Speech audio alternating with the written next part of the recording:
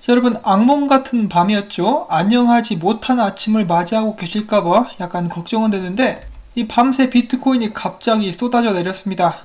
떨어지려면 지 혼자 떨어질 것이지 알트코인들 전부 다 그냥 바지가랑이 잡고 늘어져가지고 다 같이 떨어졌죠.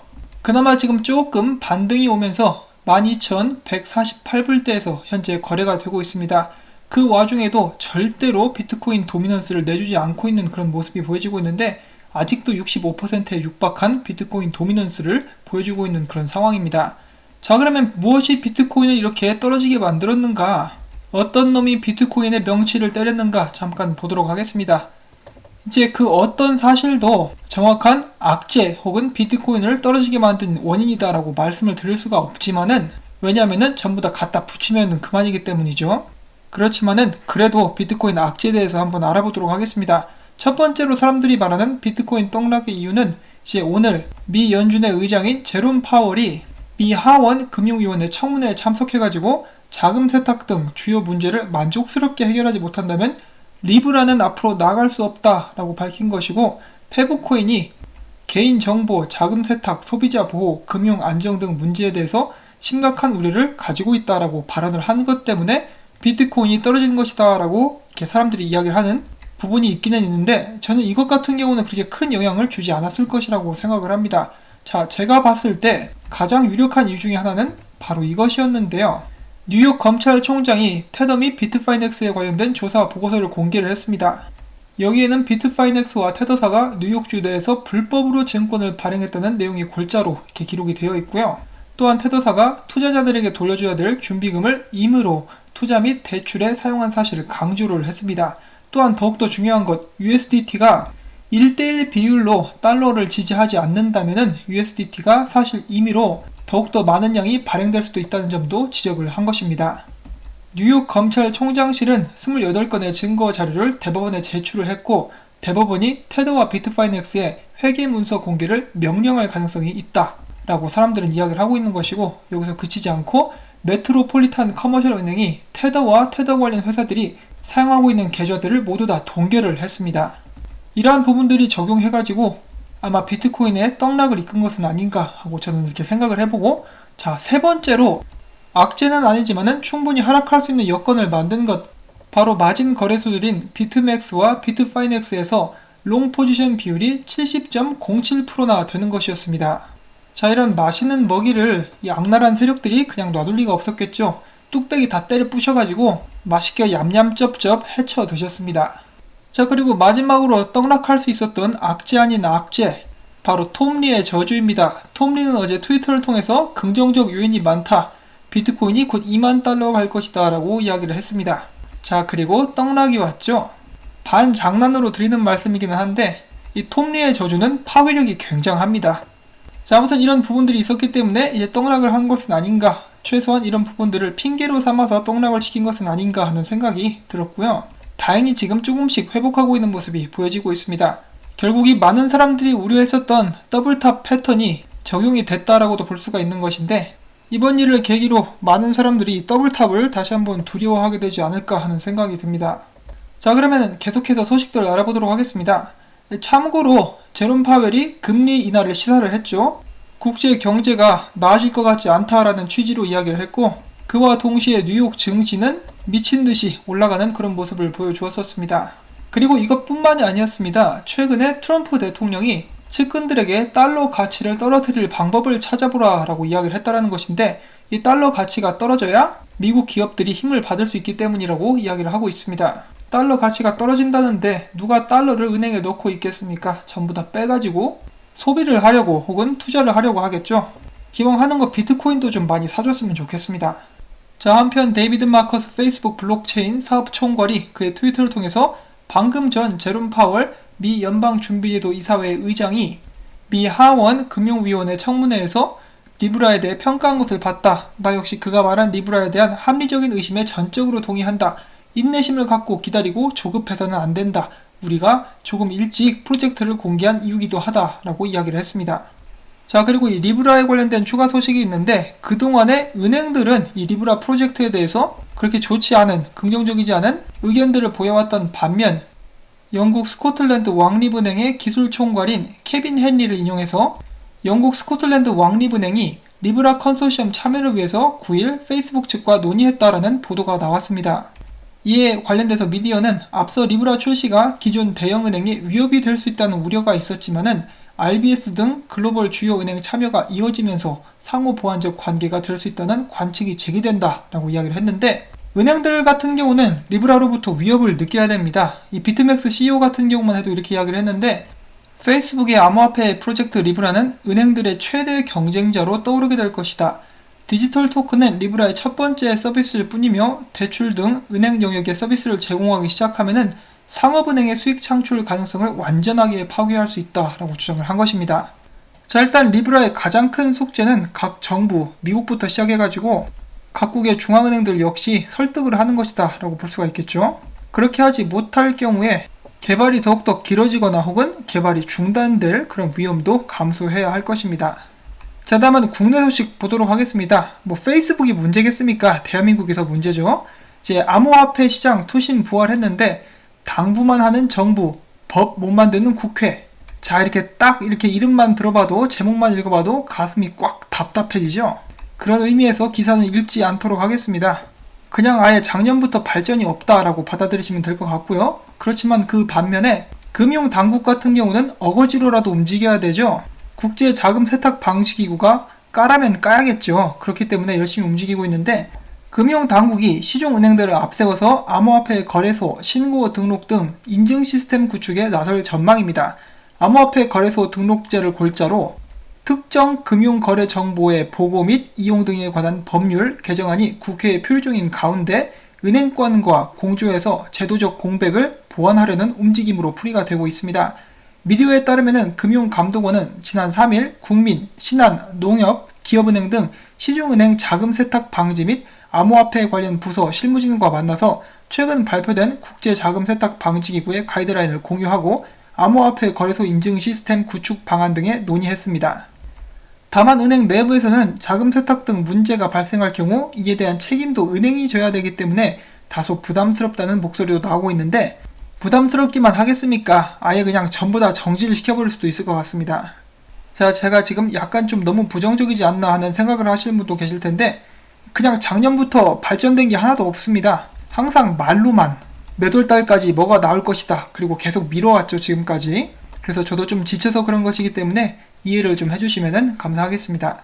자, 한편 러시아 같은 경우도 원래는 6월 말까지 디지털 금융 자산 법안을 통과시킨다는 계획이었는데 의원들의 합의가 이루어지지 않았기 때문에 가을로 연기하겠다라고 소식을 발표를 했습니다. 자, 그 반면에 터키 같은 경우는 그들의 홈페이지를 통해서 이제 국가 발전 계획에 중앙은행 발행 디지털 화폐 연구 개발을 포함을 시켰습니다. 아주 바람직한 그런 현상이라고 볼 수가 있겠고, 자, 그 다음엔 플러스 토큰에 관련된 업데이트가 약간 있습니다. 이 사기 플러스 토큰의 주요 간부들이 중국 옌청 공안 당국에 인도된 것으로 나타났다. 앞서 플러스 토큰의 주요 간부로 알려진 6명이 바누아투에서 사기 혐의로 체포된 것으로 보도된 바가 있다.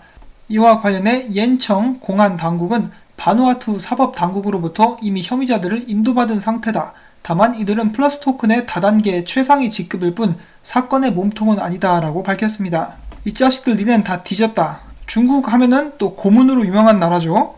이것들 싹 고문해가지고 나쁜 짓 하는 거 이제 다 밝혀내야 될 것 같습니다. 자, 그 다음엔 암호화폐 지갑에 관련된 소식이 나왔는데요. 자, 이 트레저 하드월렛과 레저 같은 경우는 어떻게 보면 라이벌 관계라고도 볼 수가 있겠는데, 레저의 보안팀인 돈 존의 연구 결과에 따르면 트레저 원 등 트레저 기반 하드웨어 월렛에서 5분 안에 지갑의 마스터 키인 시드를 추출할 수 있는 결함이 발견이 됐습니다.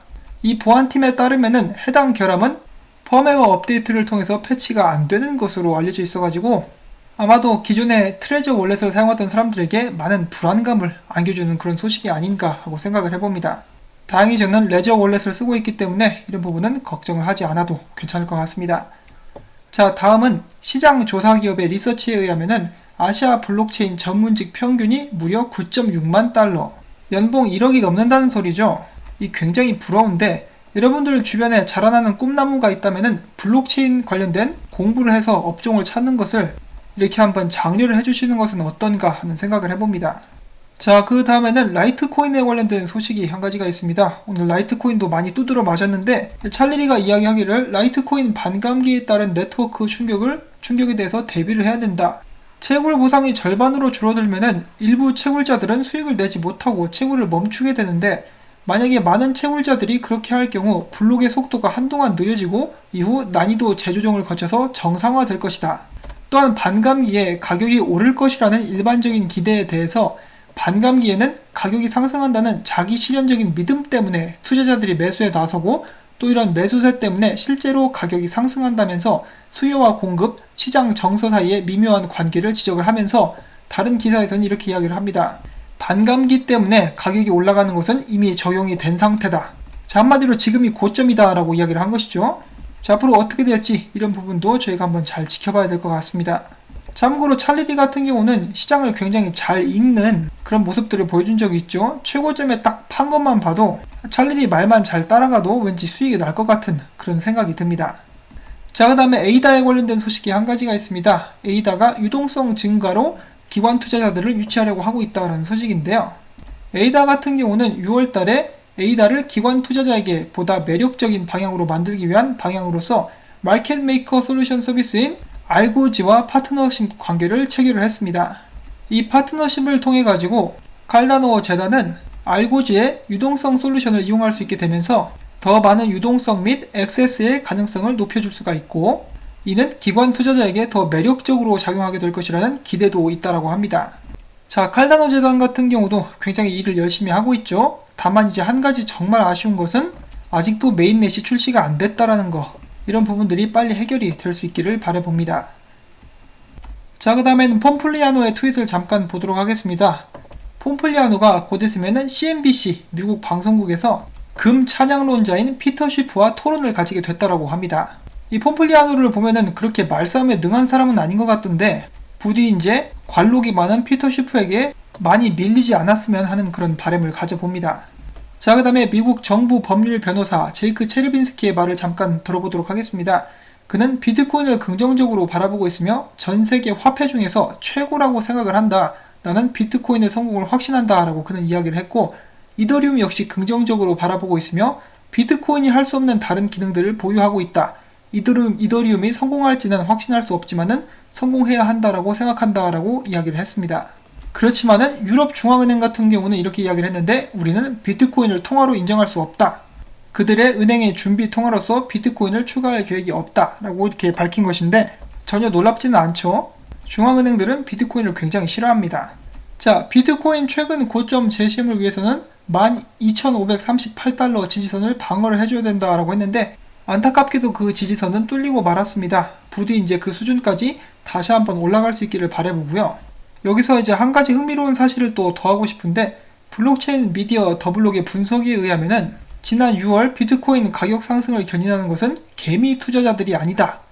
예를 들어서 지난 6월 글로벌 암호화폐 거래소 방문자 숫자는 1.74억 명을 기록을 했다. 이는 직전 달 5월과 비교해서 비슷한 수준이다. 반면에 같은 기간 동안 비트코인 가격은 78%나 상승을 했다. 이는 바로 개인 투자자들이 최근 가격 상승세의 주 원인이 아님을 뜻하는 것이다 라고 이야기를 한 것입니다. 한마디로 이 고래들이 물장구 치고 있는데 개미들이 더우니까 같이 물장구 치자고 들어갔다가 재수없는 개미들은 뚝배기만 깨진 그런 상황이죠. 자, 그렇지만 과연 지금이 개미 털기였을지, 그들은 더한 상승 계획을 가지고 있을지 아직까지 섣불리 판단하는 것은 좀 이르다라고 이렇게 말씀을 드리고 싶습니다. 기왕 올린 거 전고점은 한번 뚫어줬으면 정말 좋겠어요. 예를 들어서 오늘 하락을 한 것은 사실이나 여기 있는 트레이더 같은 경우는 11,800달러까지 깨질 수 있을 것 같다라고 이야기했는데 그것보다 좀 더 아래로 내려갔죠. 하지만 다행인 것은 지금 이 장기 상승 추세선 위로 올라가려고 비트코인이 노력을 하고 있다는 것입니다.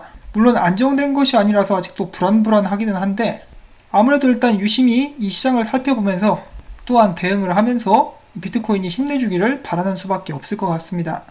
자, 그 다음에 알렉스 크루거는 이렇게 이야기를 합니다. 오늘 이렇게 비트코인이 이제 많이 떨어졌는데 아마 이것을 계기로 알트코인들이 힘을 낼 수도 있을 것 같다. 알트코인 시장이 올 수 있을 것 같다라고도 이렇게 예측을 한 것이고요. 조시 레이저 같은 경우는 지금 하락하고 있지만은 그렇게까지 패닉할 필요는 없을 것 같다라고 이야기를 해줍니다. 일단은 이 상황 추이를 좀 더 지켜봐야 될 것 같은데 제 개인적인 바람으로는 부디 하락은 끝났기를 바라봅니다. 참고로 이 사람이 이렇게 쉐어를 한 트윗은 과거에 이 트윗 있었죠. 비트코인이 30%에서 40% 정도 하락한 후에 항상 더 큰 상승을 보여주었다. 그것을 근거로 이제 너무 패닉하지 마라, 너무 긴장하지 마라라고 이야기를 해주고 있습니다. 자, 물론 이런 암호화폐 트레이더들의 말을 100% 믿어서는 안 되겠죠. 물론 사람들이 항상 이야기하기를 불장 때는 떡락할 때마다 사야 된다라는 말이 있긴 한데 지금 테더 문제도 그렇고 앞으로 어떻게 일이 진행될지는 아무도 모르는 것이기 때문에 항상 각별히 주의해서 투자를 하시기를 바랍니다.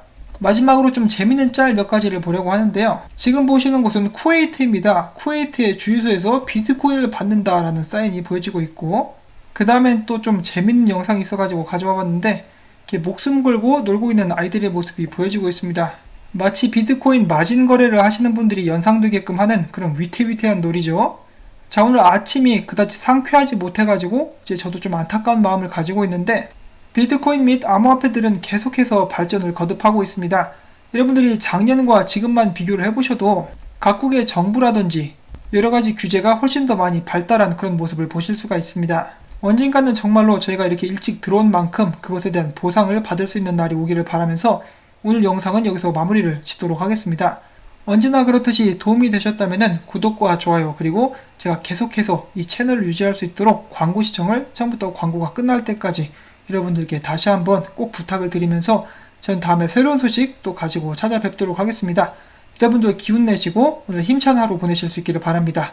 안녕히 계십시오.